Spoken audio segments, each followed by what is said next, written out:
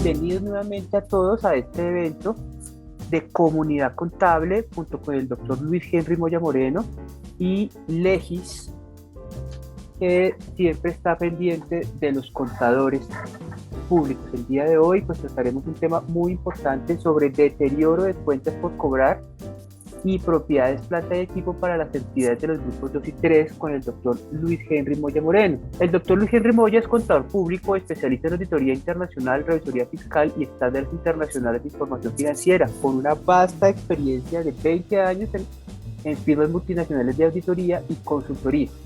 Actualmente es coordinador de la especialización de Contabilidad Financiera Internacional en la Pontificia Universidad Javeriana, docente en pregrado y posgrado en diferentes universidades del país en las temáticas de auditoría, revisoría fiscal, normas internacionales de auditoría y normas internacionales de información financiera.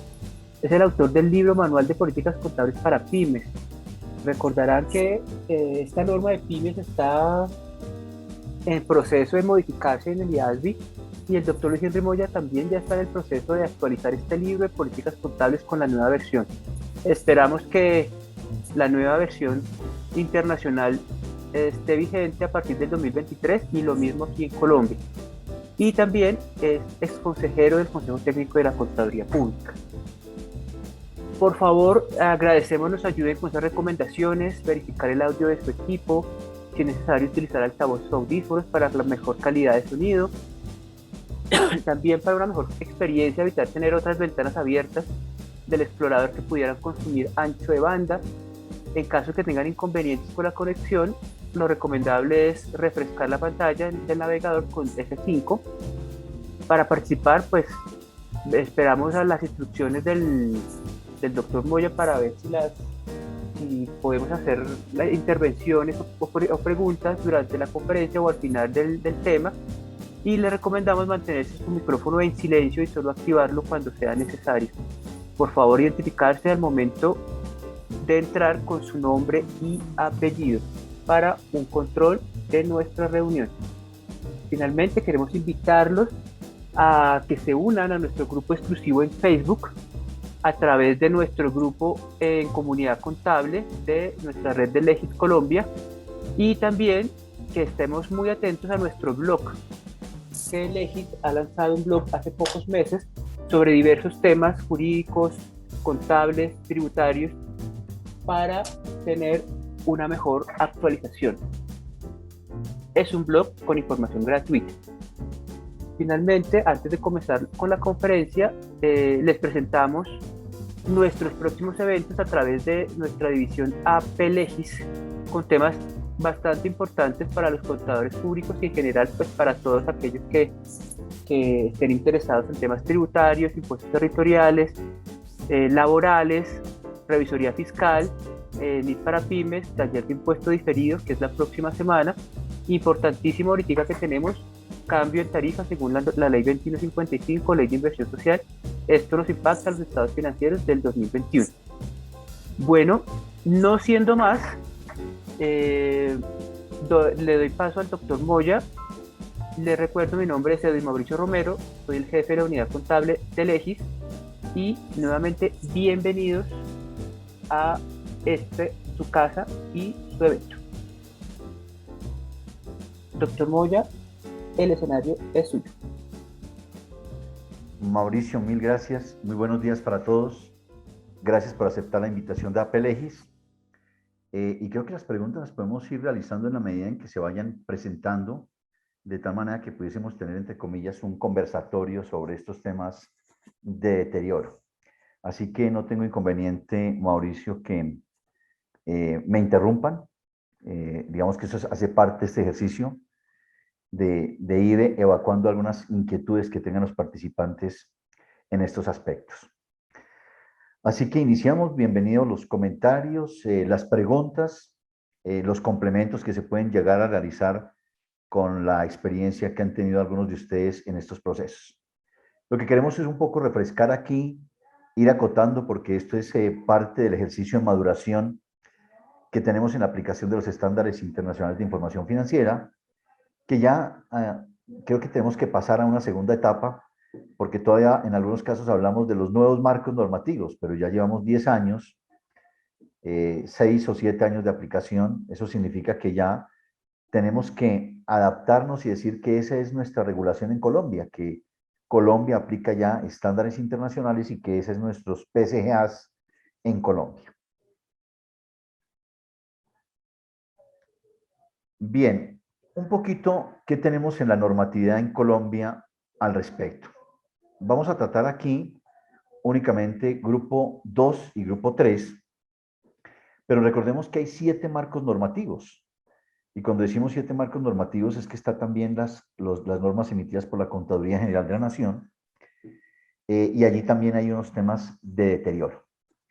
En el caso concreto, hoy está actualizado el último decreto, recuerden que se emitió en días pasados, con el decreto 938 del 2021, donde hizo los ajustes de las enmiendas 2018-2020 y quedamos alineados, por supuesto, con requerimientos ya internacionales, porque durante el año 2020, pandemia, aunque no ha terminado, no se emitieron normas y muy seguramente vendrán otros procesos de actualización sobre proyectos que ha venido trabajando el IASB a nivel internacional. Eso significa que hoy en el grupo 2 tenemos el decreto 2496, que fue el último decreto emitido en el año 2015, que actualizó precisamente la versión 2015. Ahora que Mauricio lo mencionaba, las NI para pymes han tenido como dos hitos. Cuando se inicia en el año 2009, que es la primera vez que salen las NI para pymes, luego hay una primer ajuste en el año 2015, y miren que ahí pasan aproximadamente 6 años, y esa es como la dinámica en el caso de pymes. Las normas del grupo número 1 cambian anualmente. Esto da cuenta de que el libro rojo de cada año tiene un decreto asociado en el caso nuestro. En el caso de NIC para pymes, la primera versión 2009, dejan pasar un tiempo, 5 o 6 años, emiten la del 2015, y miren que estamos cumpliendo 6 años, sino que por efectos de pandemia se va a correr, y yo creo que el próximo año ya tenemos NIC para pymes a nivel internacional ajustado con todos los cambios que se han presentado en las IFRS Full. Eso significa que allí tendremos que hacer los cambios respectivos, pero muchos de ellos alineados con lo que ha sucedido en el grupo número 1, como el caso concreto de arrendamientos, el tema de instrumentos financieros, y que haríamos a la par. Sin embargo, un paréntesis pequeño allí, en ese cambio ha establecido que es probable que IASB piense en una nueva norma. Y esto, por supuesto, tenemos que mirarlo con distintas ópticas. Y cada uno, por supuesto, tenemos unos criterios allí específicos. En mi caso, yo digo, sería un retroceso porque hoy, de alguna manera, cuando la norma del grupo número 1 sale, le hacen una simplificación a las pymes y seguimos aplicando de alguna manera normas similares o relacionadas. Si llegan a plantear una norma independiente, esto podría traer, por supuesto, beneficios, pero también desventajas en estos procesos. Ese planteamiento ya está en la versión que será 2023 o 2024, no sabemos, pero eso salió desde octubre del año pasado, que fue la última fecha en que se emitieron comentarios. Entonces ahí está la dinámica de IFRS para pymes, cada 5, cada 6 años cambiaría, mientras que las normas del grupo número 1 cambian anualmente. Las del grupo número 3 han sido estáticas, no hemos tenido cambio. Recordemos que es una contabilidad simplificada, que esto nada tiene que ver con norma internacional, es una norma local, como yo digo, norma criolla. Se presentaron los cambios con el decreto 938. Digamos que principalmente allí hay alrededor de unos 12 cambios, pero principalmente por las tasas. Recordemos que a partir del próximo año la LIBOR desaparece por todo el tema de algunas manipulaciones que se hicieron. Ahora se crean unas nuevas tasas. Canadá va a tener su tasa, Estados Unidos, Reino Unido. Se crean nuevas tasas, como el caso de Sofía, una nueva tasa. Ya no vamos a hablar de LIBOR, sino de Sofía. Y IASB se está adelantando precisamente a ese aspecto, a actualizar los marcos normativos y los impactos que se pueden llegar a originar por los efectos de las tasas de medición de activos y pasivos. También hubo unos cambios por allí en algunas otras normas, caso concreto NIC 16.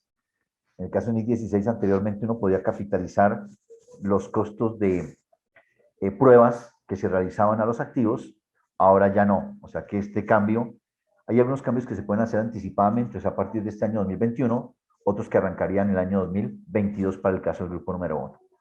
Bien, este es un poco el panorama que tenemos hoy en el marco normativo. Este es un tema que es permanente en la actualización. Bueno, entramos en el tema de deterioro de activos y aquí principalmente estoy enfocando a la sección 27 de pymes. Recordemos que el tema del deterioro, aunque algunos colegas todavía le llaman provisión, inclusive en algunos textos dice se puede provisionar. Cuando uno entra en el detalle técnico, una situación, un concepto es el deterioro y otro es la provisión. Y técnicamente uno debería asociar provisión al pasivo, deterioro al activo. El activo se deteriora más no se provisiona. Y ese deterioro tiene que ver con la pérdida que se puede originar por distintos riesgos. Caso concreto, en instrumentos financieros por el deterioro en el riesgo de crédito. Si yo tengo riesgo de crédito, allí tengo pérdida por deterioro. Y cuando diseñamos este tema con Legis de compartir con ustedes estos temas, a veces uno piensa que este tema se viene aplicando de manera natural al cierre de cada periodo, pero desafortunadamente no. Y eso es parte del ejercicio. Recordemos que el deterioro es una estimación contable que no menoscaba la presentación del estado financiero y que es necesaria. Y que la estimación contable es una aproximación y que tenemos que tener claro que una política contable es distinto a una estimación contable y que esa estimación contable es un tema prospectivo, que cualquier efecto siempre es prospectivo. En algunos casos todavía algunos colegas dicen, no, yo no considero que haya deterioro y no calculan el deterioro. Y en esta etapa de pandemia hemos visto que efectivamente se han presentado cambios importantes, pero no quedan registrados en los estados financieros. Esa es una problemática. Otra, que se están alineando algunos conceptos con la aplicación específica tributaria, situación que desde mi punto de vista no es apropiada. Tenemos que separar esos dos conceptos. Un tema es la parte tributaria y otra parte, la parte contable. Y me llama muchísimo la atención que, entre comillas, quisiéramos evadir la aplicación de impuesto diferido. Entonces, en algunos casos dice, no, yo mejor aplico provisiones, deterioro, depreciación con las bases fiscales para evitarme el tema del impuesto diferido. Y allí la recomendación es evalúenlo muy bien, porque puede ser que sea una solución transitoria, pero el efecto viene más adelante desde el punto de vista contable. Porque al incorporar algunos requerimientos fiscales en el tema contable, podría, ojo, no ser razonable el estado financiero. Entonces, tenemos que separar esos dos elementos allí y centrarnos, por supuesto, en las estimaciones contables.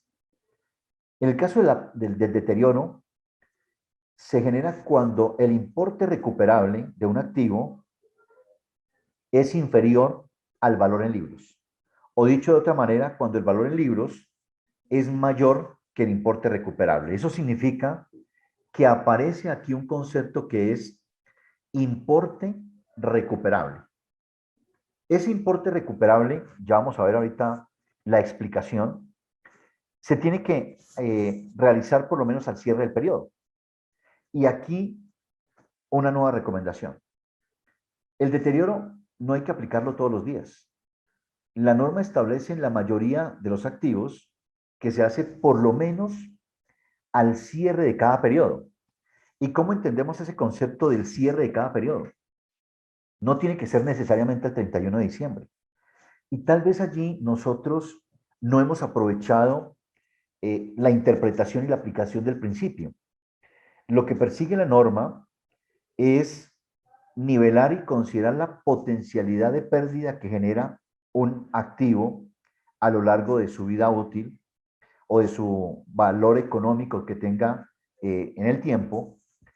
Y entonces podríamos definir, ejemplo, con estos temas hoy de los cierres, que cada día, que eso me parece muy bien, tienen que ser muchos más cortos para que la información sea oportuna, pues usted puede generar una estrategia. Ahora ya que comenzamos la recta final, ya de bajada para este año 2021, ahorita, por ejemplo, el 30 de septiembre usted podría calcular el deterioro de la propiedad planta de equipo. En septiembre. En octubre podría calcular la de cuentas por cobrar. En noviembre podría calcular la de inventarios. Y en diciembre, las que falten. Siempre y cuando ese es un requerimiento, siempre y cuando usted lo haga en el mismo periodo. Eso significa que dice por lo menos al cierre, ojo, por lo menos al cierre, lo que le está diciendo es que esa es como la última instancia de aplicar el deterioro, ¿no? No significa que se tenga que aplicar el 31 de diciembre a rajatabla, como dicen algunos. No. Y miren que esto nos ayudaría para la planeación del cierre contable, porque usted lo va haciendo paulatinamente y no como hoy que todo nos queda atropellado para generar todo al cierre del 31 de diciembre. Esta es la bondad que tienen las normas e insisto que no las hemos aprovechado allí para hacer esos cierres o cortes paulatinos en el cálculo del tema que nos atañe el día de hoy. Ahora, la aplicación básica del deterioro está de la sección 27. Ahí se aplican, por supuesto, la mayoría, pero hay unas excepciones.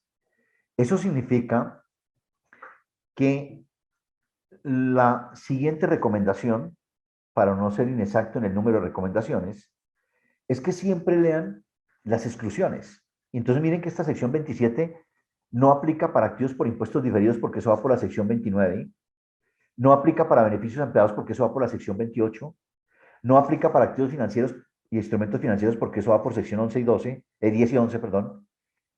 No, discúlpenme, aquí me quedó en el tema, es sección 11 y 12. En propiedades de inversión, sección 16. En activos biológicos, sección 34. Y activos por contratos de construcción, sección 23, en el tema de ingresos. Entonces, cada norma trae consigo su propio requerimiento de deterioro. Por ejemplo, si usted va a calcular o definir la política de propiedad, planta y equipo, pues va a tener que utilizar la sección 17, pero simultáneamente la sección 27, 17 y 27, para generar el concepto de la aplicación de la política contable.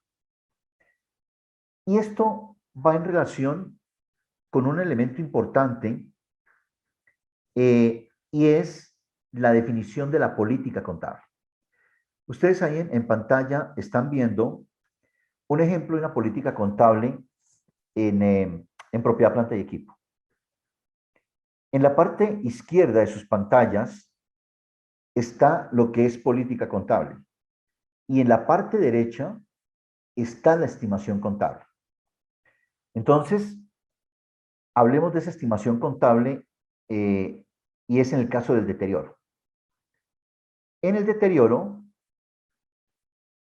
tenemos que considerar estos tres aspectos y por eso las políticas deben complementarse. Y aquí la aclaración es, ojo, porque a veces todavía, inclusive a nosotros los contadores nos ha costado un poquito en identificar cuándo es cambio en estimación y cuándo es cambio en política contable. El deterioro claramente es una estimación y las estimaciones son prospectivas. Solamente hay una excepción y es si hay un error. Y digamos que en el caso concreto del deterioro, en este caso de propiedad, planta y equipo, podría ser que se me haya ido un cero de más y haya efectuado un registro equivocado en años anteriores. Entonces, desde ese punto de vista, hay que definir dentro de la política contable las estimaciones contables. Y miren este ejemplo. Dice, la entidad ha definido que al cierre del 31 de octubre de cada año, efectuará la evaluación de los indicios de deterioro a los activos que a esa fecha tengan un valor superior a los 90 salarios mínimos legales vigentes. Esto que acabamos de definir, que son dos elementos en uno, pues esto es una estimación contable. Es probable que si en el siguiente año yo quiero cambiar y no lo quiero hacer el 31 de octubre, y lo quiero hacer el 30 de septiembre, lo puede cambiar porque es cambio en estimación que es prospectiva. La única manera, insisto, es si hay un error. De lo contrario, no hay ajuste retroactivo de las estimaciones contables. Y miren que estamos definiendo, es una estimación que está incorporado en la política contable. Discúlpeme que sea tan reiterativo allí, pero me parece importante hacer ese énfasis porque esto tiene un impacto en la interpretación. Si usted dice que en deterioro he cambiado la política, el cambio en política sí tiene efecto retroactivo. Y entonces alguien diría, ah, si usted cambia la fecha y usted lo venía haciendo el 31 de octubre y ahora lo pasa a hacer el 30 de septiembre, ¿significa que tiene que devolverse y recalcular el año anterior? No, señor, porque es una estimación contable, no una política contable. Ah, y es que usted cambió ya no de 90, sino 80 salarios, ¿cambió la política? No, no, no, cambió la estimación, que está incorporado dentro de la política en el manual de políticas contables. Miren que a veces los términos son importantes en la aplicación. Entonces ya definimos dos elementos de estimación, fecha y valor. El siguiente punto tiene que ver con la lista de chequeo. En el caso de propiedad, planta y equipo se hace de forma individual siempre que existan indicios de deterioro. Y miren que la norma es bondadosa en ese aspecto porque hablamos del tema de significatividad o materialidad. Por eso el tema de los 90 salarios. Esto es algo que cada entidad, cada compañía tiene que definir para decir a cuántos los aplico, a cuántos activos, perdón, lo aplico. Porque claro, usted puede tener 1000 activos y dice, ¿a qué horas yo le calculo el deterioro a los 1000 activos? No. Si usted define un tema de materialidad, puede ser que los 1000 activos, los que superen 90 salarios, son 5 activos. A esos 5, en su política debe definir cuáles son los indicios. En este ejemplo, colocamos 4. Por eso es que la norma trae consigo conceptos de requerimientos internos y externos. Y cada entidad lo construye. Ahorita vemos, por supuesto, lo que dice la norma. Entonces, en este caso dice, ¿el activo se encuentra inactivo por más de 3 meses? Con la pandemia, sí. ¿El activo ha sido objeto de mantenimiento correctivo en los últimos 3 meses? Y digo sí. Para poderlo reiniciar me tocó hacerle mantenimiento correctivo. ¿El activo se encuentra operando por debajo de su capacidad operativa?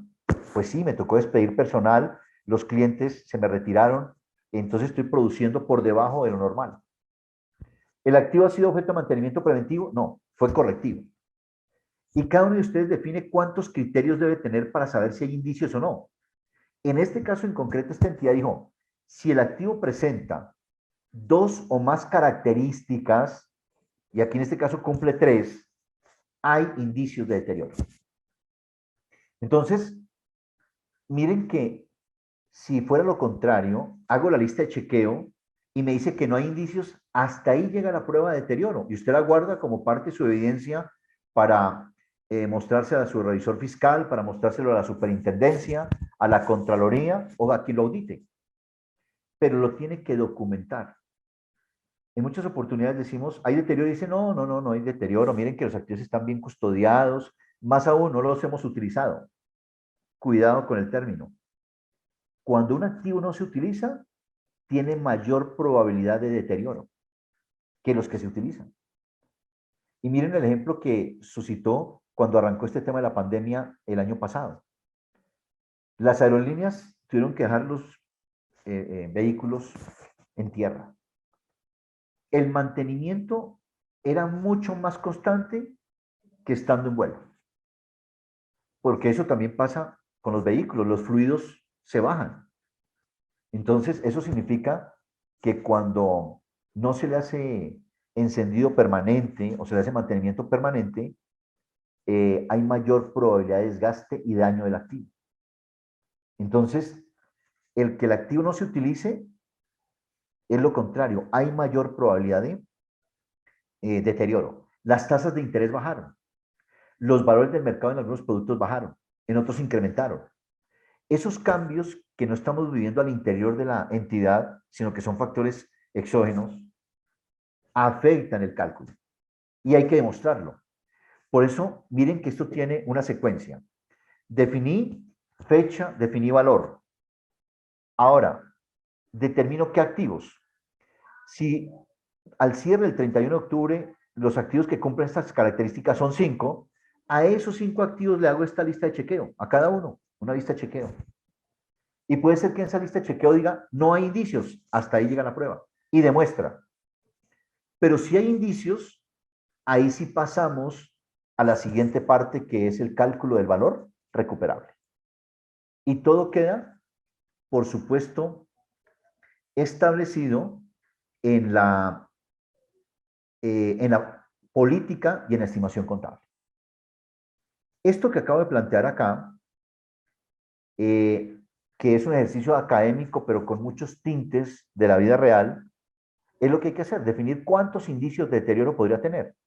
Usted define 5, 10, 20, 8, 4, los que usted considere necesarios para evaluar el indicio de deterioro.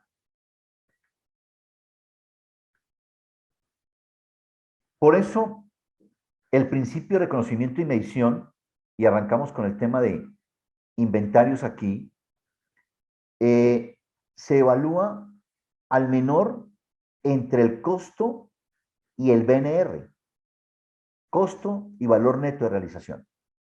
Entonces, cada activo debemos tener en consideración, por un lado, la aplicación de la norma, en este caso sería sección 13 de inventarios, más sección 27, pero veamos acá, está excluida, activos, no está excluida, o sea que para inventarios le aplica sección 13 más sección 27. ¿Y la 27 para qué? Para el cálculo del deterioro. Esto conlleva a que efectivamente hagamos la evaluación entre el costo y el BNR. Me llama mucho la atención porque en estos días alguien decía, mire, es que yo tengo en mi compañía que el deterioro lo hago si hay obsolescencia. Y yo le decía, ¿y cómo mide la obsolescencia? ¿No? O sea, nosotros vamos y miramos y si hay un activo obsoleto, le calculamos el deterioro, de lo contrario, no. Entonces yo le preguntaba, ¿y cómo calcula el valor neto de realización? Y entonces me seguía enfatizando en la aplicación de la obsolescencia, pero no del valor neto realizable. Entonces, aquí, ¿cuál es la condición? Que compara lo que está en el valor en libros versus el valor neto de, el valor neto de realización, el BNR. Entonces, esto es en cada fecha sobre la que se informa, lo mismo. Ustedes definan o definen una aplicación. Y ese cálculo originaría, por supuesto, una afectación directamente al estado de resultados y debería contabilizarse como una cuenta correctora. Eso es lo que se denomina una cuenta correctora que va separada del inventario. Entonces tengo el inventario y tengo la pérdida por deterioro.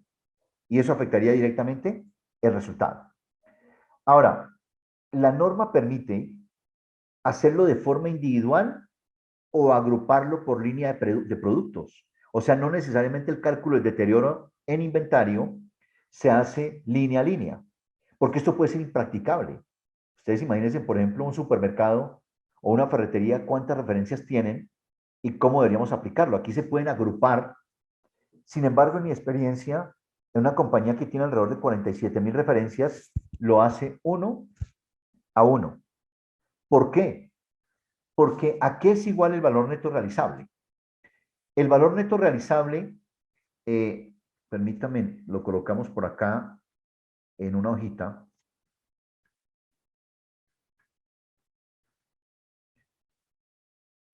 Y decimos inventarios. Inventarios. Entonces dice, ¿cómo calculamos la valoración? Creo que ahí es donde está la parte clave. ¿Cómo calculamos la valoración? La valoración se hace del activo, valoración, al menor entre el costo y el BNR, el valor neto de realización. Y el BNR, valor neto de realización, ¿a qué es igual? Y aquí es donde están las claves. Precio estimado de venta menos costos estimados de venta menos costos para terminar. Eso significa que aquí aplica para todo tipo de inventario.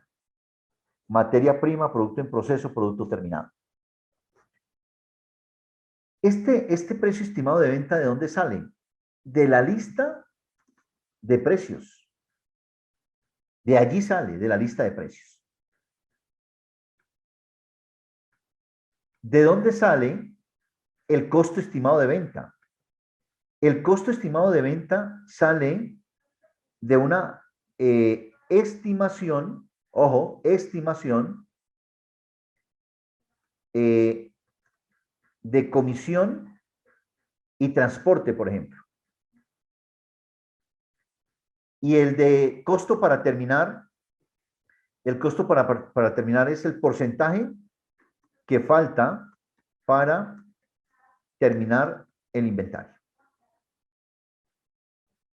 Y mi recomendación aquí, estimados colegas y amigos, quienes están en esta sala, es que creo que ya debemos pasar, como dice por allá, un programa a otro nivel.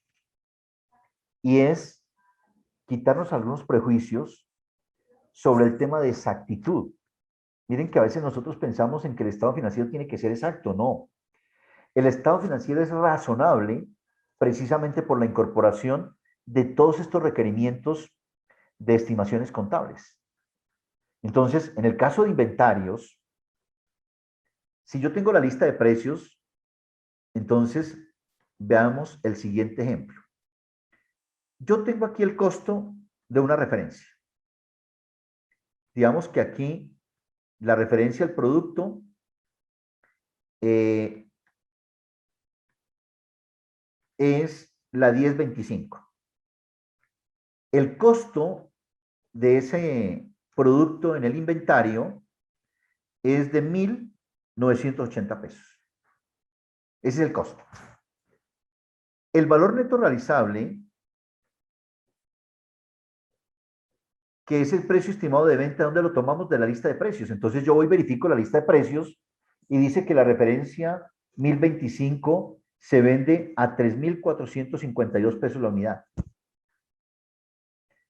Y la estimación de los costos, aquí, recomendación. Esto no es un tema exacto. Entonces usted dice, ¿tengo que pagar transporte? Sí, porque tengo que entregárselo al cliente en su oficina, en su local.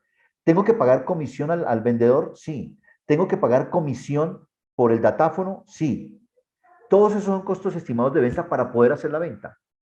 Entonces hago un promedio y digo, esto por cada referencia que vendo, la comisión es aproximadamente el 1,5%. Pues tomo esa referencia por el 1,5%, que es el valor promedio de estos costos de qué es lo que tengo que pagar para realizar la venta.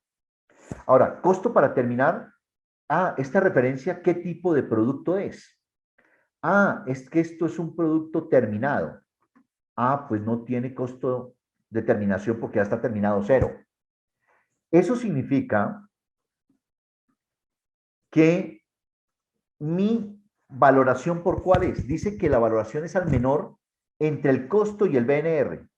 Aquí, ¿cuál es menor? Pues el costo, lo que está en libros. Eso significa que deterioro cero. Por eso miren que es mucho más fácil hacerlo por cada referencia. ¿Sí? Por cada referencia es más fácil realizarlo. Ahora, ¿dónde está la clave en el tema de inventarios? Aquellos activos que no rotan, aquellos activos que al estar almacenados tienen alguna deficiencia, que se rayó, que se dobló, que se rompió, pero que se puede vender todavía. Entonces, este es el ejemplo del producto terminado 1. Ejemplo terminado 2. Esta es la referencia 888. ¿Cuánto es el costo? Entonces voy allá al libros y este producto vale 4,560 pesos la unidad. Y viene nuevamente la evaluación. Aquí es lo interesante. A este producto que está en el almacén, que hace 6 meses que no rota, que está lleno de polvo, que ha tenido algunas deficiencias ahí por el paso de tiempo, el gerente dice, bueno, y este producto, nuestra rotación en promedio, ¿cuánto es? Dice 30 días, pero este producto, al parecer salió una nueva referencia en el mercado y no se vende. ¿Qué es lo primero que tienen que hacer con comercial?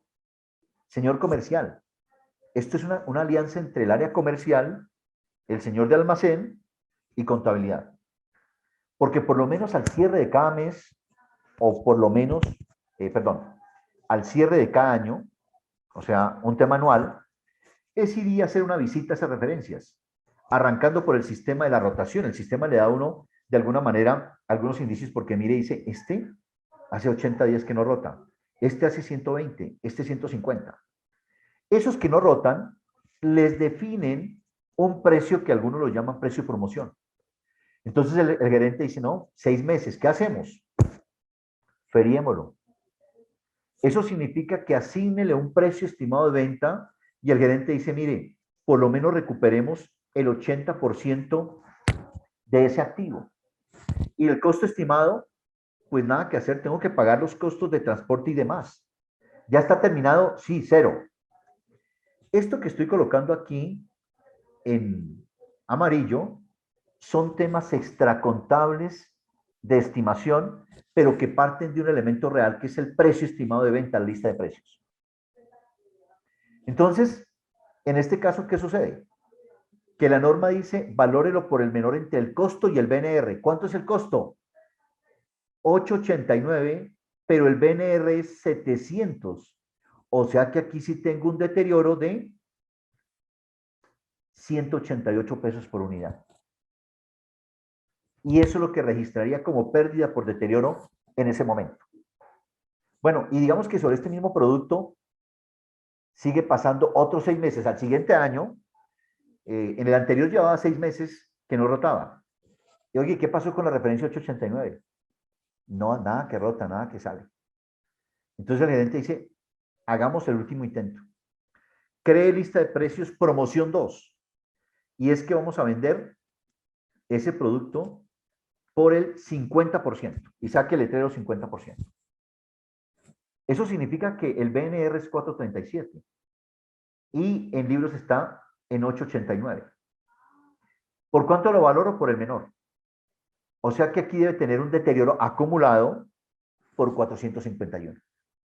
Entonces tendría la diferencia ahí entre un año y otro y debería llevar un deterioro acumulado de 451.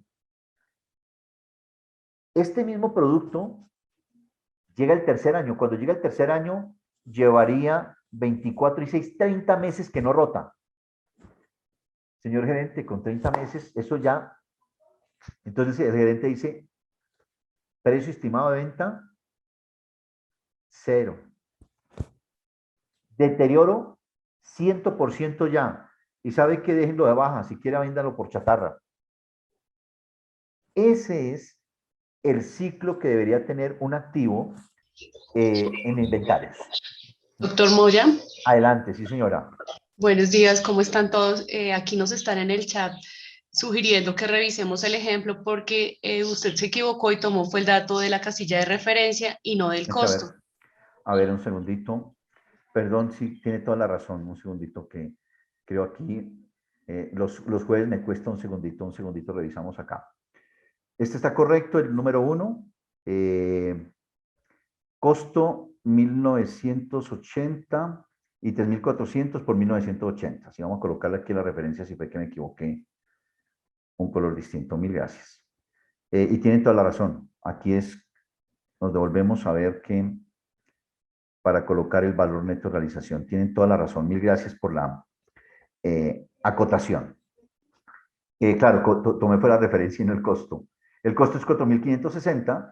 Entonces decíamos acá, ¿por cuánto lo vende? Entonces aquí el precio estimado de venta, 5.600, ejemplo en el primero para retomar.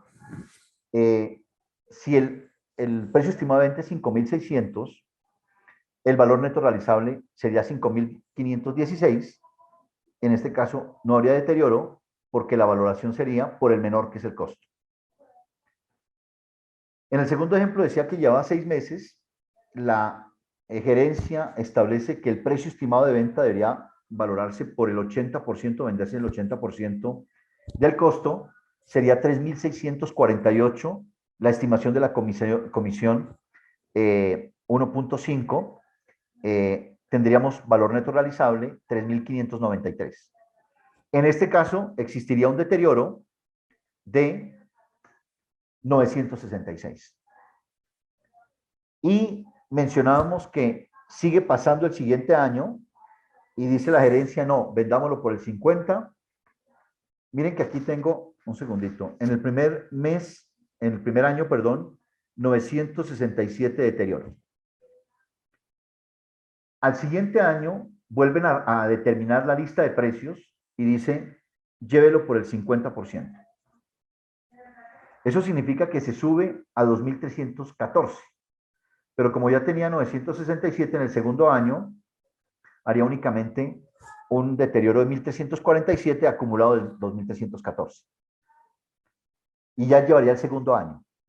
Si al tercer año, que ya completaríamos 30 meses, y decía, si el valor neto de realización con el precio estimado de venta y dice 0, en el tercer año quedaría deteriorado al 100%. Y esto debería ser parte de la política de la entidad en cuánto tiempo. Hay entidades que dicen, no, un activo que no rote en 180 días, inclusive 360, a los 360 está deteriorado al 100% y tienen que proceder a darlo de baja. Mil gracias por el comentario. ¿Tenemos alguna pregunta aprovechando el comentario?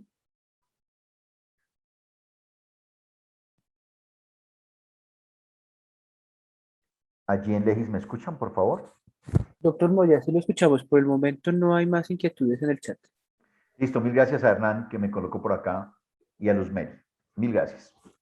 Bien, ese es el concepto del valor neto de realización. Luzmeri me dice, ¿y cuando se vende qué pasa? Eso significa que hay reversión del deterioro. Entonces, digamos que en el tercer año, si no lo dieron de baja y lo venden, tengo que revertir el deterioro en primera instancia. Y aquí hay que tener cuidado, porque aquí no hay otros ingresos o recuperaciones en el caso del deterioro. Recordemos que en la norma internacional no hay ingresos extraordinarios, no hay recuperación de ejercicios anteriores, ni nada por el estilo.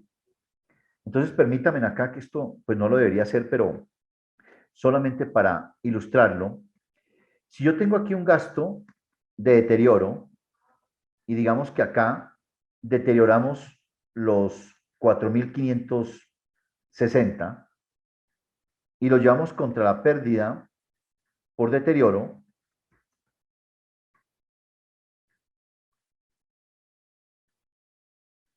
eso significa, y digamos que esto se llevó en el año 1 o año 2, están los 4.560. Y lo que preguntan allí es, ¿y lo vendo? ¿Por cuánto lo vendo? Entonces, si en este caso el precio estimado de venta, aquí asumamos que lo vendieron por el 50%, hubo venta y lo vendieron por 2.245, eso significa que yo tendría que revertir, porque está aquí deteriorado al 100%. Como lo vendo, eso significa que hay la venta común y corriente. Pero, ¿qué sucede con el deterioro? Eso significa que tendría que revertir pérdida por deterioro en los 2.246. ¿Y esto contra qué iría? Este es el punto que antes de colocar la cuenta se origina ciertas discusiones. Antes de colocarlo, la cuenta a la cual se debe llevar, analicemos lo siguiente.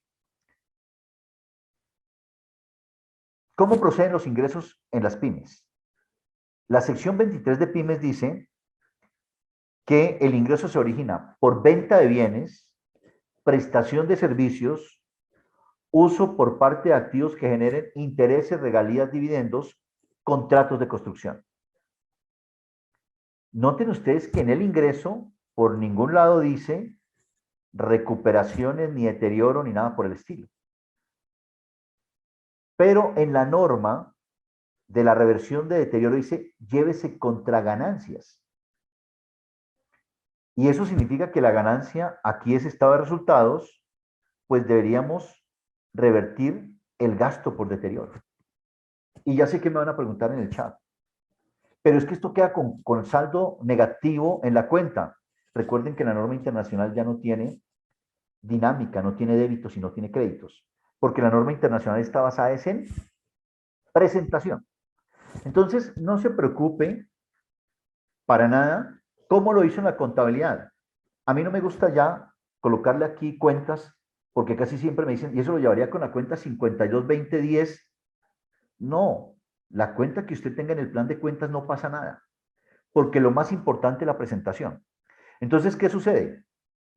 Que si tuviésemos que hacer la presentación en el estado de resultados, en el estado de resultados tendría ingresos de actividades ordinarias, X valor. El costo, X valor. Y claro, usted ve y dice, no, alguien me decía en una charla, pero es que eso se ve muy feo decir que hay un gasto negativo. No piense en el gasto negativo.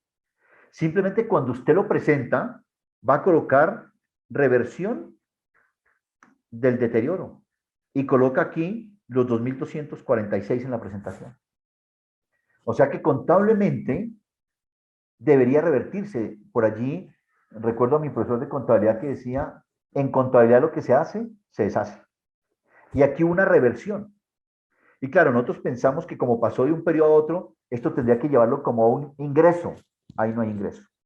Ahí es una reversión del deterioro. Ahora, que lo presente como reversión de deterioro, perfecto. Y así debería aparecer.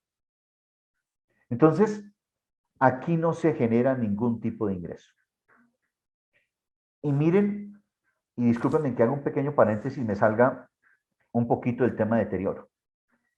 Miren lo que nos sucedió con el PAEF. En el PAEF decía, usted tiene derecho al subsidio siempre y cuando sus ingresos, ojo, ingresos, hayan disminuido el 20 o más del 20%. Este tema, si usted lo llevó como ingreso allá en la contabilidad, pues debería computar, porque contablemente usted lo determinó como un ingreso, cuando realmente eso no es un ingreso. Y he visto muchas compañías que tienen este tipo de ingresos por reversiones, que a la hora que alguien haga la verificación dice, pero usted lo contabilizó como un ingreso. ¿Tiene característica de ingreso? No, es una reversión de un gasto. Por eso es que la norma establece allí que se lleve directamente al resultado. Ahora, hay que interpretar el resultado. El resultado puede ser un ingreso o la reversión de un gasto, como en este caso. Y miren ustedes, para cerrar ese punto del tratamiento en el estado de resultados, lo que pasa con el mismo PAEF. Miren que las entidades del grupo número 1, cuando usted tiene subsidio del gobierno por el PAEF, el grupo número 1 permite contabilizarlo como menor valor del gasto de salarios u otros ingresos. Mientras que en pymes solamente lo permite reconocer como otros ingresos, porque es proveniente de una subvención gubernamental, que son los temas de excepciones que tiene la norma respecto al tema de ingresos. Entonces, la reversión, un tema es el tema de registro contable y otro tema es el tema de presentación. Por eso lo más importante para el usuario es la presentación, no el registro. En algún momento me decían, pero es que la dinámica, no existe dinámica. Creo que a nosotros nos hace falta un tema en el avance, que es llegar al tema de taxonomía, de XBRL, y es presentación. Y miren, un último elemento para cerrar esta parte. Tanto así que en el registro contable no hay cuenta de ORI. Si yo voy a un plan de cuentas y digo, déjeme ver la cuenta de ORI, no existe. Contablemente no existe. El ORI existe acá en la presentación del estado financiero. De hecho, en la contabilidad, un ORI es un superávit en el patrimonio. Pero en la presentación sí lo llevamos como otro resultado integral. Bien. Bueno, por acá tengo un comentario de Humberto González.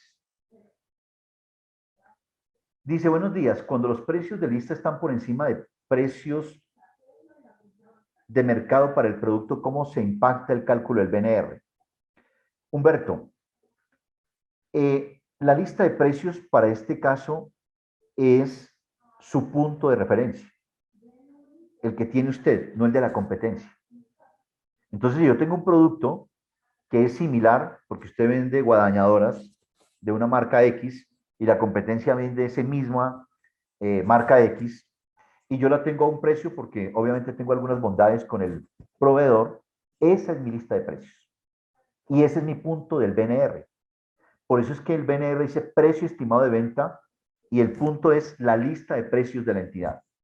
Eso significa que si en este ejemplo mi precio de venta es 3.452, pero en el mercado está en 4.000, ¿no? Mi referencia es la lista de precios que tiene la entidad. Esa diferencia no tiene ningún impacto en el estado financiero, porque su referencia para efectos de la venta es precisamente esa lista de precios. De ahí, Humberto, lo interesante de estar actualizando permanentemente la lista de precios. Y miren que nos salimos de un tema que es contable. ¿Dónde está toda la clave de este proceso? En la lista de precios. Hay entidades que revisan trimestralmente la lista de precios. Y se incluye ahora en la lista de precios los temas promocionales. Y ya para mí, como contador, ese tema promocional, ya sé que llegará un momento en que esa promoción estará por debajo del costo y ese es el que me va a originar el deterioro. Ahora, ¿qué sucede cuando un mismo producto tiene varias listas de precios? Miren, esto en la vida real, hicimos un ejercicio como de un mes haciendo cualquier cantidad de variables. Y la solución es muy sencilla. Si usted tiene un mismo producto con varias listas de precio, tome la menor. Porque la menor aún tiene utilidad, pero es la que está más cercana a que haya una pérdida por deterioro. Entonces, en la lista de precios de cada referencia, tomen siempre la menor. Y miren que esto se puede calcular automáticamente. Entonces, lo que hacen muchas entidades es, ingresan al sistema la lista de precios, hacen el match con la referencia y comienzan a comparar. ¿Cuánto es la lista de precios? ¿Cuánto es el costo? Ahora, tienen que establecer el costo estimado de venta. Como indicaba, es un porcentaje. Y hacen el comparativo. Entonces, ahora lo que he visto es que muchas entidades, al cierre del año o en el mes que hayan definido, ingresan la lista de precios y automáticamente sale el listado de deterioro. Quedo atento, Humberto, si con eso hay respuesta a su pregunta.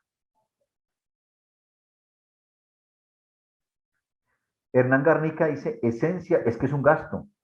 Supongo que estamos hablando ahorita de la pérdida por deterioro, que es un gasto, sí señor, y su recuperación tendría que ser la reversión de ese gasto. Estamos de acuerdo si es sobre ese tema, Hernán. Dice G. González, en este caso, un segundo. G. González me dice, en este caso no se tiene en cuenta el periodo para el caso de registro y determinación si es gasto o ingreso. Creo que lo acabamos de explicar.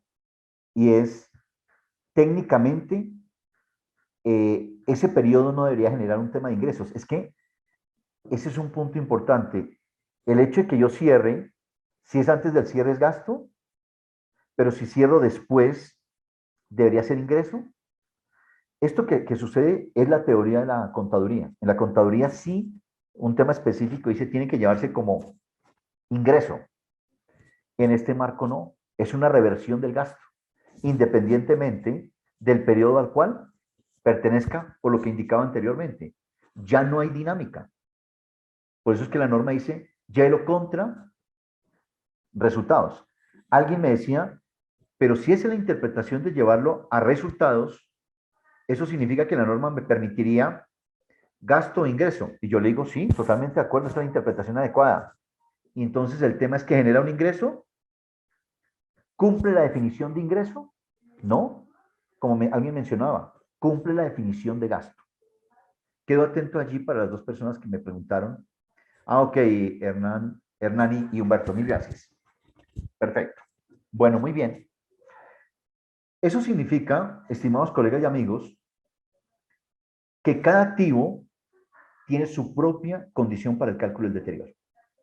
Si ustedes observan aquí, nos quedan 2 sesiones todavía por allí donde Legis les va a invitar a seguir trabajando en estos temas y que estaremos desarrollando, por supuesto, ejercicios en cada uno de ellos. Aquí estamos repasando algunos elementos teóricos para considerarlo, para llegar finalmente a la conclusión de que cada tipo de activo tiene un cálculo diferente para su deterioro. Este es el caso alimentario, pues por supuesto aquí no estamos abordando los temas de materia prima. Entonces aquí dice Luzmeri, me invitan, estás cordialmente invitada, Luzmeri. Ahora más tarde Mauricio les dará el detalle de estos temas en particular, porque estamos construyendo, vamos a tener 3 charlas sobre estos temas en particular, hasta llegar finalmente uno, que va a ser el último, donde estaremos desarrollando el taller. Aquí estoy dando unos pincelazos de los ejercicios que vamos a desarrollar. En este caso estoy abordando únicamente producto terminado, pero no hemos visto qué pasa con producto en proceso y qué pasa con la materia prima, que es una que tiene una condición particular para efectos del deterioro. Porque entonces la pregunta es si este costo para terminar, aquí que estoy resaltando en un color distinto, ¿cuándo lo utilizamos? Ese costo para terminar lo utilizamos cuando tenemos producto en proceso. ¿Bien? Bueno. Ahí están los temas en inventarios. Aquí está la reversión que me preguntaban. Entonces se revierte, ya lo explicamos, debería ser reversión del gasto en el estado de resultados. Janet me dice, entonces por extensión también la recuperación de la pérdida por deterioro de cuentas por cobrar sería un menor gasto de la pérdida por deterioro de ingreso. Sí, señor. Así es. Miren, este es un tema de una anécdota, Janet y apreciados participantes. En alguna conferencia que compartí, estando en el Consejo Técnico, con la Dirección de Impuestos Distritales. Entonces recuerdo tanto que un asistente, él insistía, pero insistía en que eso tenía que ser ingreso. Y yo le explicaba contablemente que no había una norma que dijera que esa reversión era un ingreso, porque está claramente definido que el ingreso tiene que ver con venta de bienes, prestación de servicios, intereses, regalías, dividendos, contratos de construcción.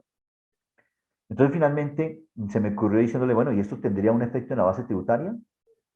Y allí hubo una respuesta donde les dijo, sí, eso tendría que tributar para ICA y demás, recuerdo en ese momento. Entonces ahí el participante dijo, no, creo que mejor lo llevo como menor valor del gasto. Entonces, aunque no deberíamos pensar en el tema tributario, porque esto es un tema contable, en ciertos aspectos, pues obviamente en esa conexión formal que hay con la tributaria, cuando dice la base fiscal es la base contable con ciertos ajustes, pues hay que tener cuidado. Y yo creo, estimados participantes, que insisto en esa hora, ya creo que es hora de pasar la página.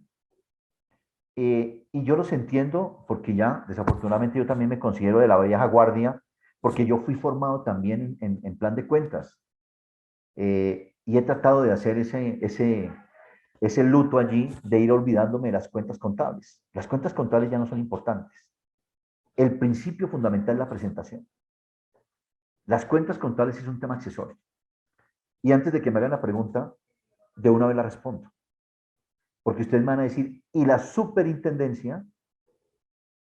Miren, ese es el mejor ejemplo.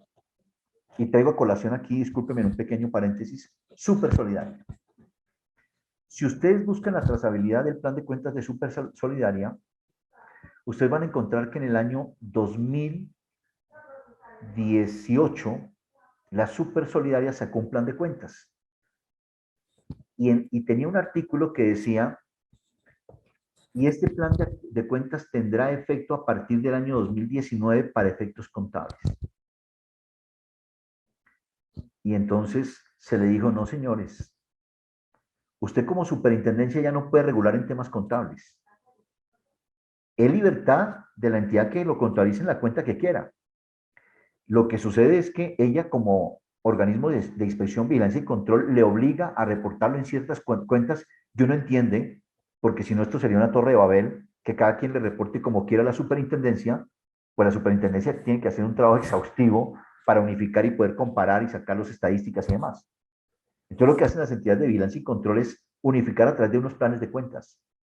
Ahí es donde debemos distinguir. Ese es plan de cuentas para reporte, no para registro. Y yo también los entiendo. Porque usted dice, yo no quiero hacer doble trabajo.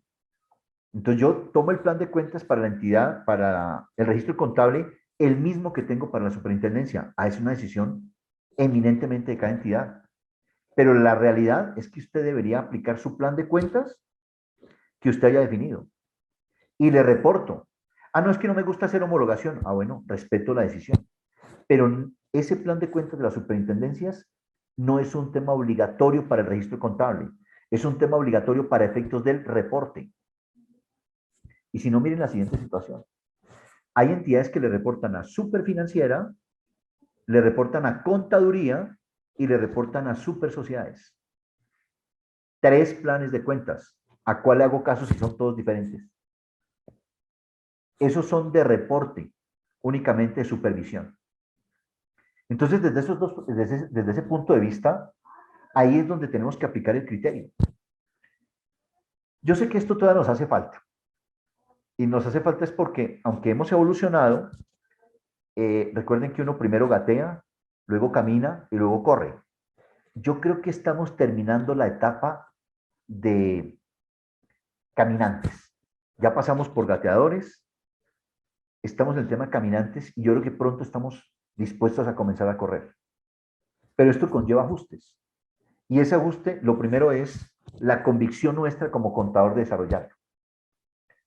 Yo siento que todavía hay una debilidad en nuestro criterio. Entonces, cuando digo debilidad en el criterio es que dice, no, yo no prefiero, yo no peleo con la super. Si ella me dice que lo coloque en la 41-20-85-1, lo coloco. No. Usted haga valer su criterio profesional y que tengan que hacer una homologación para efectos de la presentación, bienvenida sea. Pero yo no debo pensar que ese creo que ha sido otro error, que todo se circunscribe a la DIAN y a la superintendencia. Si nosotros no logramos evolucionar ese punto que el estado financiero es para los usuarios y que la DIAN, la superintendencia, es un usuario de la información financiera, esto, digamos que nos va a costar todavía un poco de trabajo. Y por eso se siguen presentando todavía ajustes en los estados financieros y demás. Yo allí lo que recomiendo, digo, el reporte de la superintendencia es un tema accesorio, no es el principal. Porque tengo que pensar es en los bancos, en los clientes, en los proveedores, que son los que me, por supuesto, oxigenan el negocio. Y esa es la información clara que debo tener para un tercero. Ahí está como la clave de este proceso. Cierro ahí ese paréntesis para la referencia de los planes de cuentas. Muy bien. ¿Qué pasa con los activos distintos a los inventarios? O sea que allí tenemos propiedades de inversión, propiedad, planta y equipo, activos intangibles. En este caso, este es diferente. Este es como la canción de Plaza Sésamo. Este es diferente de todos los demás. Y aquí uno podría decir cuál es diferente. ¿El de los inventarios o los activos distintos a los inventarios? Yo creo que el que es distinto de todos los demás es el inventario. Porque los demás tienen la misma filosofía. Y es comparar el valor en libros versus el valor recuperable. Entonces, aquí están los indicadores que plantea la norma. Y entonces, vuelve nuevamente la norma a decir, evaluará en cada fecha de presentación. Ya vimos la fecha que no necesariamente tiene que ser al cierre de cada ejercicio.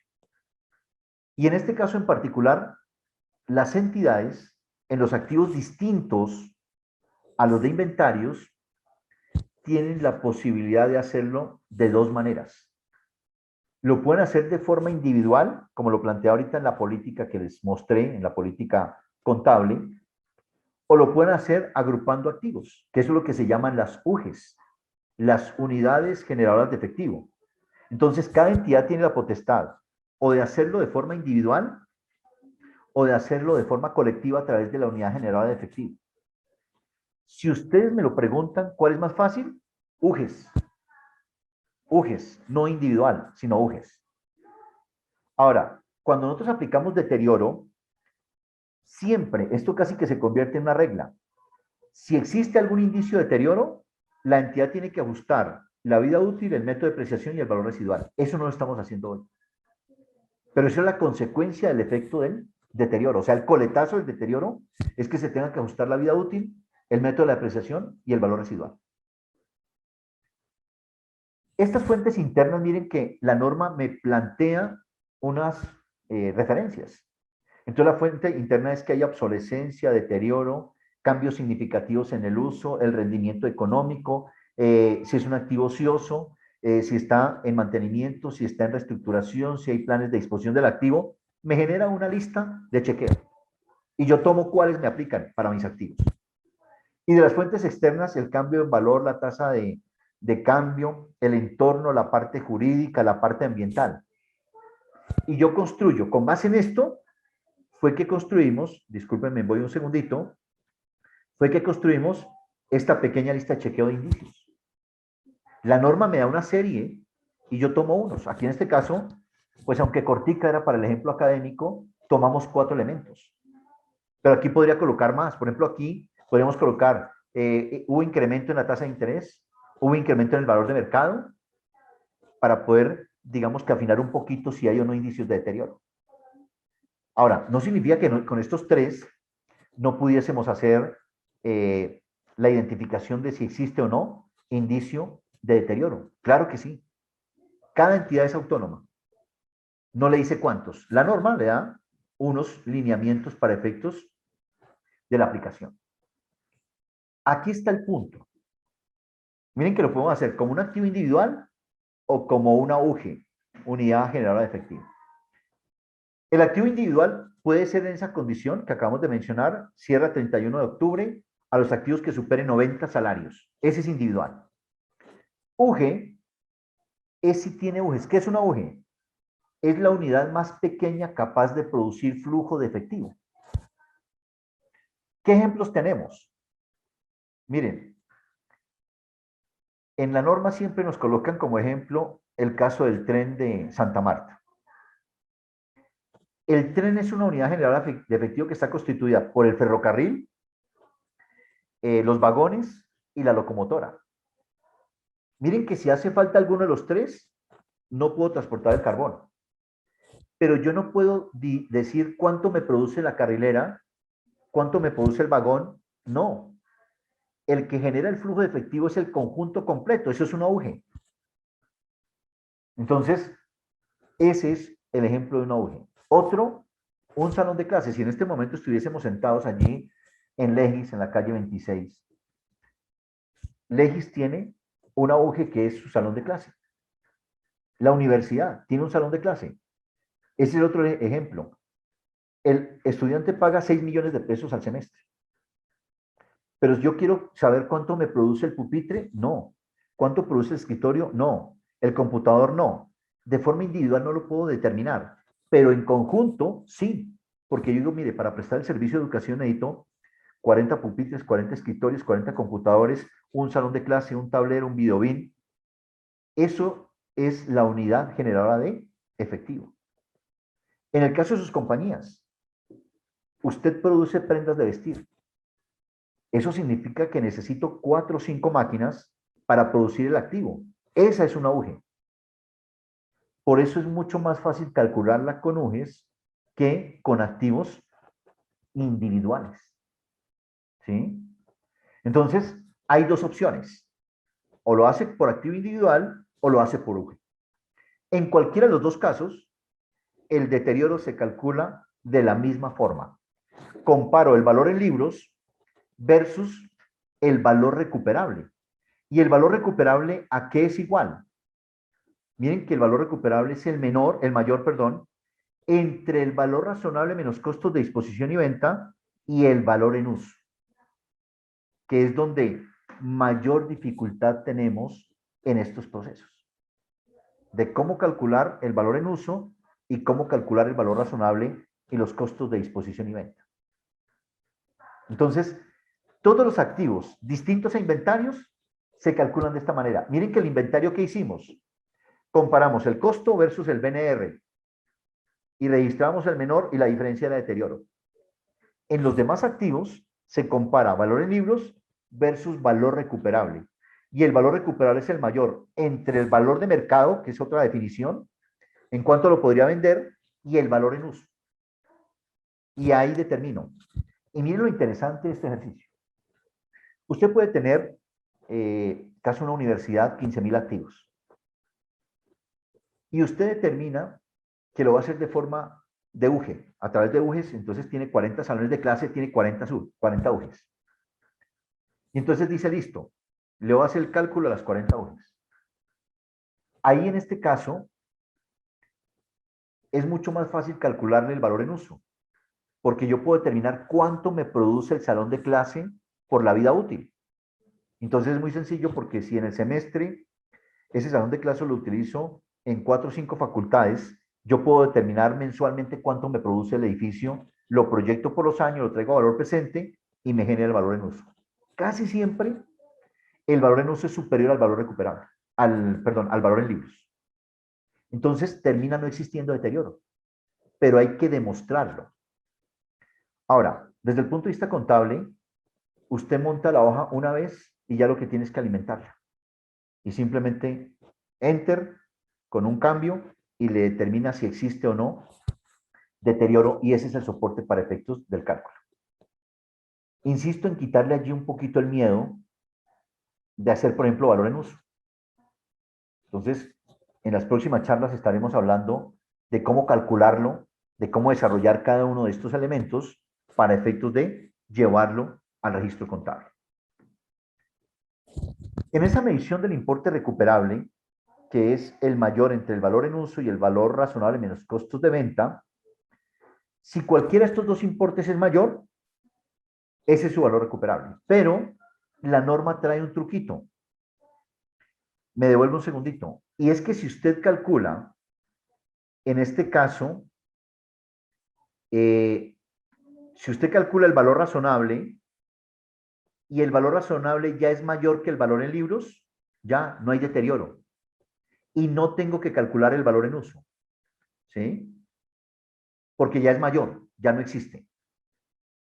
Ese es el truquito. Siempre calcule el valor razonable menos costos de disposición y venta.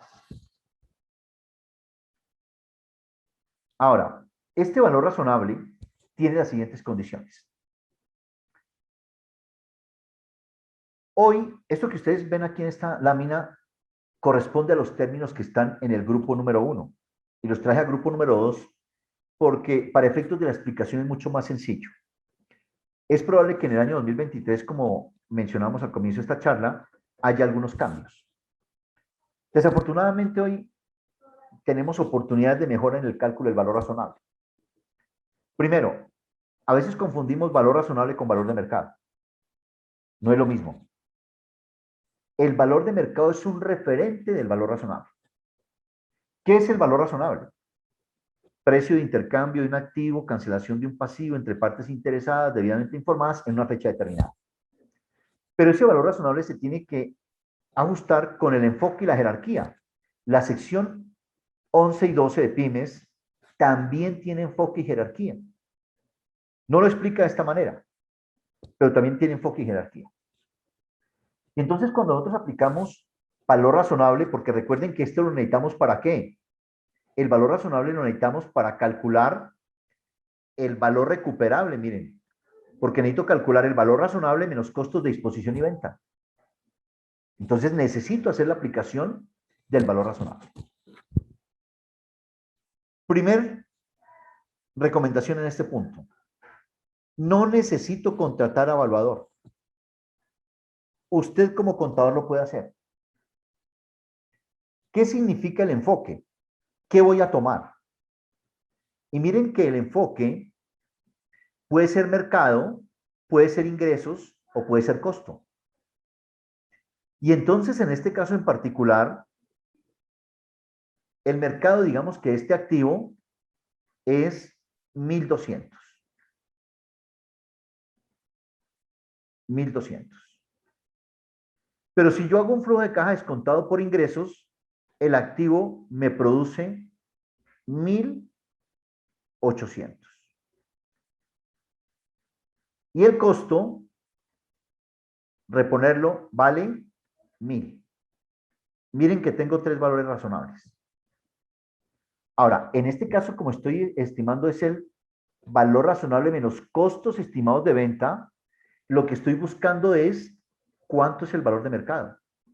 ¿En cuánto lo vendería? Y este referente de mercado es referentes en precio. Entonces, por eso es que si es un inmueble, yo podría ir y consultar metro cuadrado, ir a la zona donde está ubicado el activo y hacer la referencia del mercado, que es exactamente lo mismo que hace un evaluador. ¿Un evaluador qué hace?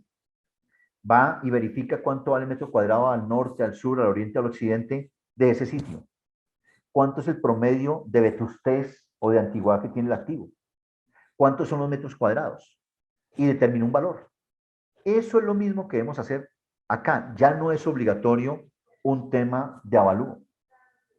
Entonces, usted determina el valor de mercado y lo ha documentado. Mire, esto lo bajé de la página tal, hicimos el cálculo y este es el valor de mercado por el cual podríamos disponer del activo. Menos los costos estimados de venta es si tuviese que contratar a un vendedor, ¿cuánto cobraría en comisión? Y ya hay unas tarifas establecidas, las disminuyo. Ojo, aquí no estamos calculando la venta exacta, es un estimado de cuánto. Por eso siempre se va a referentes del mercado. Ahora, no es referente este valor razonable el avalúo catastral. El avalúo catastral no es valor razonable. Y miren, tanto así que ¿cuántos de ustedes estarían dispuestos a vender su bien por el avalúo catastral? Muy pocos actualizan o actualizamos el valor del bien a precios de mercado. Claro, el valor catastral es para un efecto fiscal, pero eso no es valor de mercado en la base contable. Ahora, si esto fuera un vehículo, el vehículo pues tenemos que tomar referencias de las páginas. ¿En cuánto lo vendo? Y miren que hoy uno puede entrar y dice, mire, yo tengo un vehículo Ford, tal línea, modelo 2010, con aproximadamente 20.000 kilómetros, y yo entro a la página y busco un filtro y encuentro casi que similar color, similar kilometraje. Ese es mi referente de valor de mercado. Ahora, en el caso de vehículos, yo no puedo utilizar Fasecolda, porque Fasecolda se utiliza para seguros, no para venta. Entonces, Fasecolda no me sirve como referente del valor razonable. Es un tema de seguro. Entonces, yo determino el valor de mercado, que es lo que me permite la norma. ¿Y qué jerarquía utilicé? Datos observables. ¿Qué significa datos observables? Que puede consultar el mercado cuánto vale el metro cuadrado en esa zona. Esto conlleva a que cada vez que apliquemos el valor razonable, se tenga que aplicar tanto el enfoque como la jerarquía, los dos, más la definición. O sea, valor razonable no es solamente valor de mercado. Miren que yo puedo tomar ingresos y costos.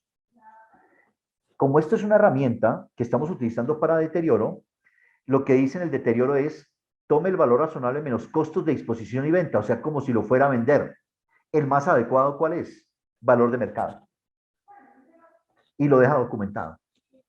Y ya, ahí tengo el valor de mercado que por los precios hoy, que han comenzado a tener un repunte, pues normalmente va a ser mayor que lo que usted tiene en libros. Y no existiría deterioro alguno. Bien. El valor en uso. El valor en uso es un valor presente de flujos de caja descontados. Y en este caso en particular, esa es una estimación que se hace de lo que produce el activo. Por eso es tan interesante que usted defina qué activo, si lo hace de forma individual o lo hace a través de UGES. Porque yo no le puedo determinar, como mencionaba anteriormente, cuánto me produce la silla de forma individual o el escritorio de forma individual en la universidad. No le puedo calcular el flujo de caja. Se lo tengo que calcular, perdón, es a la unidad generadora de efectivo. Entonces, ese flujo de efectivo que debemos tener en cuenta. Miren la palabra que se utiliza, estimación de flujos de efectivo. Nadie tiene la bola de cristal. Entonces yo digo, esta maquinaria, ¿cuántos elementos me produce? ¿En cuánto lo vendo? ¿Cuánto es el ingreso? ¿Cuánto es el costo? Y por eso dice, las expectativas sobre las posibles variaciones. Estimado, este no es un tema exacto. Y tengo que calcular el valor del dinero en el tiempo. Tengo que calcularle la TIR.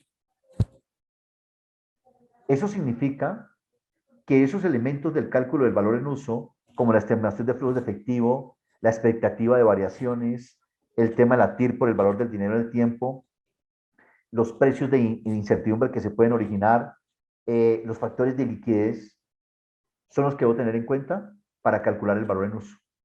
Ese no es un tema exacto, es un referente. Por eso todo este tema es estimación contable. Al hacer la estimación de los flujos de efectivo, tengo que hacer la proyección de entradas y salidas. Y la diferencia entre esas entradas y esas salidas es lo que me origina directamente el valor en uso. Entonces ahí también tengo que tener en cuenta las tasas de interés. Aquí es muy fácil porque uno puede tomar como referente las proyecciones que tiene el Banco República, las proyecciones que tiene el DANE, para efectos de estimar. O sea que incluso si usted tiene tema presupuestal y tiene tema de presupuesto de 5 años y tiene tema de ingresos, esos mismos indicadores nos sirven para calcular el valor en uso. Ahora, un elemento fundamental en el valor de uso es que el valor residual de un activo, que es lo que espero recibir al final de la vida útil, también lo incorporo en ese flujo de caja para traerlo a valor presente. Ahora, ¿qué no incluyen? Ojo, no incluyen temas de financiación, no incluyen temas de impuestos, no incluyen reestructuraciones, no incluyen mejoras, y las tasas de descuento se deben tener en cuenta, las tasas de mercado, y obviamente, pues al tener el flujo efectivo uno puede calcular la TIR correspondiente. Hernán Garnica me dice, ¿y las de superfinanciera? Hernán, esta es una pregunta interesante. Porque es que cuando hablamos de tasas de interés, la superintendencia lo que hace es una publicación. Entonces, digamos que puede ser un referente, pero no es el más apropiado, Hernán. ¿Por qué? Porque usted en su compañía, usted nunca negocia con la superintendencia. Usted negocia con el banco. Entonces, por eso cuando la norma dice tasa de interés del mercado, no es del mercado financiero, es el mercado donde usted se desenvuelve. Miren un ejemplo tan sencillo, Hernán. Si usted es una entidad que acude al sector solidario, pues usted debe tomar las tasas del sector solidario que son distintas a las tasas del sector financiero. A veces las del solidario son más costosas, pero eso es su mercado activo. Si usted tiene compra y venta aquí en Bogotá, su mercado activo es Bogotá, no me puedo comparar con el de Cali. Entonces, esas tasas de interés de mercado es donde usted se desempeña. Inclusive, mire, Hernando, interesante. Por ejemplo, para efectos de tasas, para cálculo del deterioro, uno puede utilizar el WACC. Y el WACC es el que usted determina, el precio promedio del costo de capital. Y esa es una tasa interna de la entidad. Entonces, desde ese punto de vista, yo no puedo tomar Superfinanciera porque Superfinanciera es un promedio de todos los bancos que tienen, pero realmente en mi mercado yo accedo a esas tasas, ¿no? Yo accedo a la tasa del mercado si es que tengo con un banco específico. Incluso, miren lo que podría pasar, Hernán. Usted va a banca segundo piso y el interés de la banca segundo piso es más económico. Entonces, ¿qué sucede? Que no me puedo comparar con esas tasas porque estaría desvirtuando el cálculo correspondiente. Luz Mary Triana me dice, ¿no se tendría que incluir el impuesto de ganancia ocasional? No, señora. Todo el tema de impuestos, no, únicamente el valor residual. Pero si espera venderlo, por supuesto. Es el mismo que tiene en la contabilidad, en el cálculo del valor residual, perdón. Entonces aquí no calculo ni impuesto a las ganancias, ni impuesto a las ventas, ningún tipo de impuestos se incluirá acá. solamente los flujos de efectivo que genera el activo. Por eso dice, no incluirá cobros o pagos de impuestos a las ganancias. Ninguno. Ni tampoco entradas, ni efectos de reestructuraciones o mejoramiento de los activos. Eso no se incluye en el flujo de efectivo. Bien. Ahora, el reconocimiento y la pérdida en un auge. Esto no se puede reducir por debajo del valor del auge. Eso significa, perdón, cuando yo tengo el valor en libros y tengo el costo allí de cada elemento, eso significa que, claro, lo máximo que podría reducir, tanto en el activo como en el auge, es lo que tengo allí, o sea, deteriorarlo al 100%, no podría haber un tema mayor de ese valor. Ahora, lo que dice aquí este slide, que dice, no se reducirá el importe en libros de ningún activo del auge que esté por debajo del mayor de, entre el valor razonable menos costos de venta, su valor en uso y cero. Entonces, lo máximo que podría llegar a reducir es a cero. Ningún activo podría quedar negativo. Digamos que en la contabilidad sí existen algunas excepciones, como el caso concreto en las inversiones, que podría tener provisiones adicionales por efecto de la responsabilidad, cuando tengo inversiones en controladoras.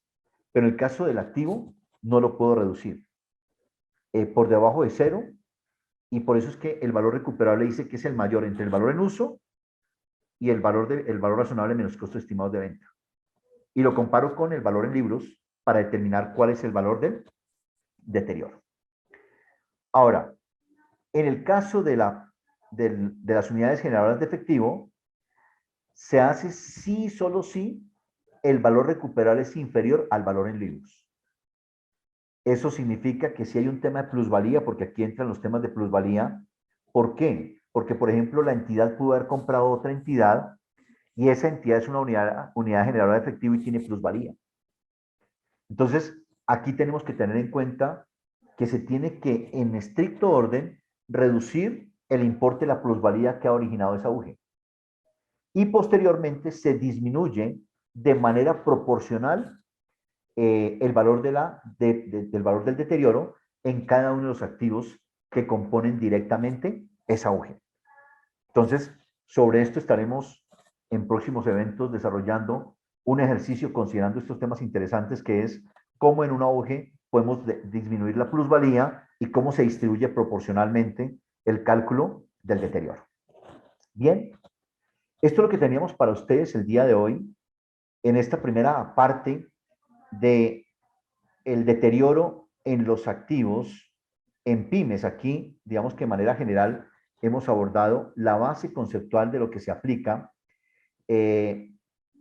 tanto en inventarios, claro, como insisto, como esto es una fase, que ahorita le doy la palabra a Mauricio y el equipo de Legis, de cómo vamos a desarrollar estos procesos, de tal manera que al final del día tengamos un ejercicio numérico y matemático de poder ver cada uno de estos aspectos, o sea, donde tengamos cálculo allí realmente de 3 tipos de activos: instrumentos financieros, cuentas por cobrar, por ejemplo, inventarios, y el tema de propiedad, planta y equipo, que es como lo más importante que se tiene en las entidades.